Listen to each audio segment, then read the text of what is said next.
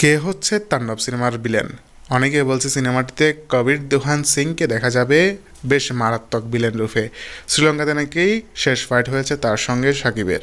সাকিব খানকে তো ইতিমধ্যে আমরা দেখেছি সিনেমাটির টিজার এবং কি সিনেমাটির একটি গানে, এবং কি ফার্স্ট লুকেও তাকে দেখা গিয়েছে। তবে সিনেমাটির ভিলেন কে হতে যাচ্ছে? আরও রয়েছে জয়া আহসান, এফএস টাইম, কিন্তু সিনেমাটির ভিলেন এখন পর্যন্ত প্রকাশ পায়নি। তাকে নিয়ে রীতিমতোর মতোই বেশ ভালোভাবেই জিনিসটাকে হাইড করে রেখেছে রায়হান রাফি। তুফান সিনেমাটিতেও সেম হয়েছিল। তবে কে হচ্ছে সিনেমাটির রক্তক্ষয়ী ভিলেন? শাকিব খান নিজে কি সিনেমাটির ভিলেন? কিসের থেকে সে হঠাৎ করেই সাধারণ লাইফ লিড করা থেকে ভিলেন হয়ে গেল সিনেমাটির? অনেক বড় কাহিনী থাকতে পারে সিনেমাটির পিছনে, যেহেতু এটি একটি সিনেমাটিক ইউনিভার্সের সিনেমা।